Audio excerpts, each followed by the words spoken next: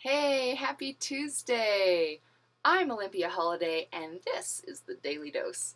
I really appreciate you being here with me today. Thank you so much for giving me some of your time. So, we've been talking about how to be aware of your moods and how you're feeling, and also how to change the way you're feeling if it's not the way you want to feel. Um, we now know that nobody can make us feel any certain way. It's all of our choosing, and it all goes on inside of our heads. It's all based on these thoughts that we have. And I would like to explore a concept that can help or hinder us from understanding and appropriately reacting to our current situation. The concept is this: it is very difficult for the human brain to differentiate between the past, the present, and the future. Now, this may sound a little silly to you, so what we're going to do today is I'm going to make an imaginary scenario, and then we're going to see how this actually applies to our lives. So, the imaginary scenario is this. Let's imagine that I've just been invited to a birthday party, and I've been told that they're going to serve chocolate cake. So, we'll imagine that chocolate cake is absolutely my very favorite food in the whole entire world, and I cannot wait to go to this party. I'm gonna see friends there. There's gonna be delicious, wonderful chocolate cake there. What more can a girl ask for? Okay, so now we'll imagine that an hour before the party, I get a phone call. Ring, ring. It's my best friend, and my best friend says, "Olympia, I'm at such and such a gas station all the way across town, and I really need you to come and get me, and it's an absolute emergency." And just then her telephone dies, and I call back and I call back and I can't get a hold of her. So here I am. I'm ready to go to this party. I've been really excited and looking forward to it, and now I have no choice but to drop everything I have and go get my friend because she obviously needs my help and it's the right thing to do. So after I hang up the phone, I get in the car and I start driving. While I'm driving, I have all this time to sit and think because it's all the way across town. It's going to take me 45 minutes to get there. I start feeling angry. I'm feeling angry because I can't go to the party now because I have to go get my friend. I'm angry because they were serving chocolate cake and it's my favorite, and my friend knew that they were serving chocolate cake and it's my favorite. I'm also angry because last time I called her for a ride, she didn't drop everything she was doing and give me a ride, so now here I am having to inconvenience myself for her. So I drive all the way across town and I'm fuming by the time I get there. I'm angry because I missed the cake, I missed the party, and last time I needed her, she didn't help me. So when I arrive, I pull up to the parking lot and I see, oh no, my best friend's car has been totaled. Somebody ran into it while it was parked at the curb, and then they ran off, and she doesn't have full coverage insurance and she doesn't have any money for a new car. I also see that my friend is in a very dangerous, unsafe part of town. My friend immediately apologizes to me and says that she called 5 or 6 other people before she called me because she knew that I was planning on going to that party and she didn't want me to miss it, but that she had no choice because nobody else would help her. She also told me that right before she spoke with me, she talked to the person who had planned the party, and the person who planned the party said to her that they had canceled the party because the birthday girl was sick. And on top of that, the bakery screwed up their order, and instead of getting a chocolate cake, they got a carrot cake.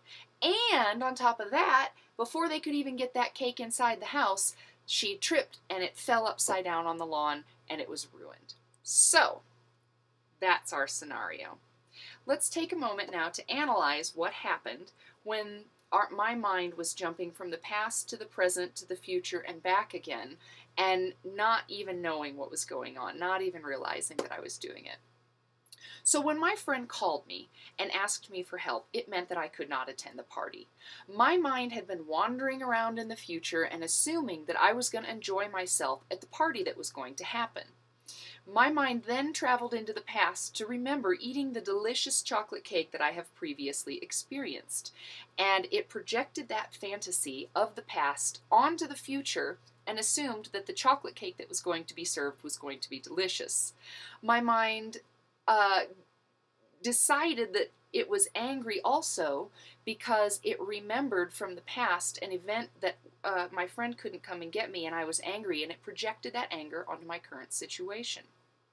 So I became angry because A, I thought there was a party to attend, B, I thought there was going to be chocolate cake, and that C, the chocolate cake would be wonderful and delicious.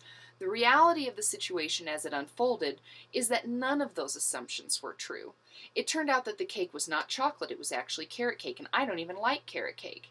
It also turned out that nobody got to enjoy the cake because it got dumped upside down on the lawn before it even got into the house. Finally, it turned out that there was no party for me to even miss because the birthday girl was sick, so the party got canceled. My mind had gone into the fantasy of the past to remember the time that I needed help from my friend and she couldn't help me. It then projected that anger from the past onto the future, and my past anger became, into the present, so my past anger became my present anger. The reality of the situation was that my friend had tried not to inconvenience me in the first place because she knew I was looking forward to that party so much. It also turned out that she was in a very bad situation and she really needed someone to support her. So the reality of the situation as it unfolded was not that I had any reason to be angry at all. It was that I had a great opportunity to help a friend in need and to strengthen a relationship that I had and valued very much. So the point of all this is that it is really hard to live in the current moment sometimes because our mind just wanders indiscriminately most of the time. Our thoughts are very difficult to control. So it's easy to assume that we know what's going to happen in the future based on these past events that have happened. We dredge up the past events, we lay them on top of what's actually happening, and we don't see the reality of our current situation.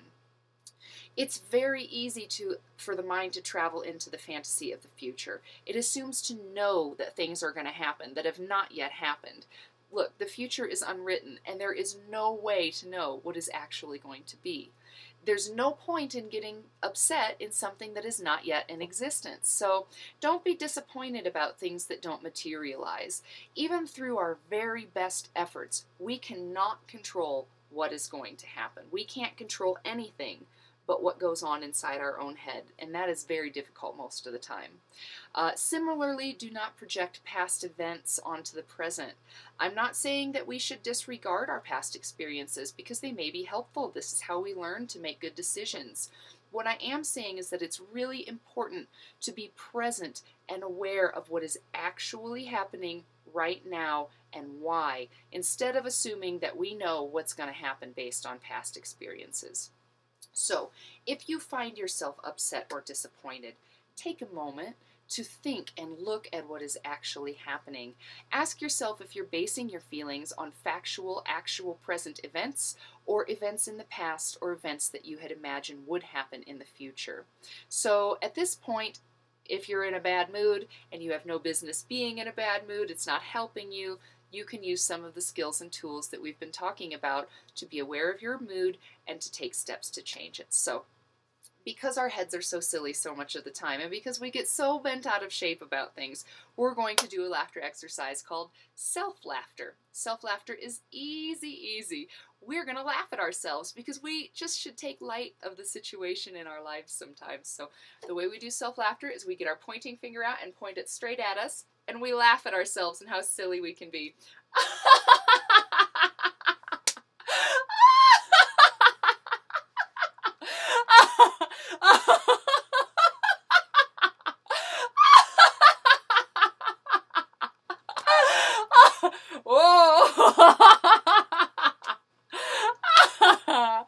I'm all right. Hey, thank you so much for being with me again. I sure do appreciate it. Mwah! Peace, love, and happiness, and have a wonderful day.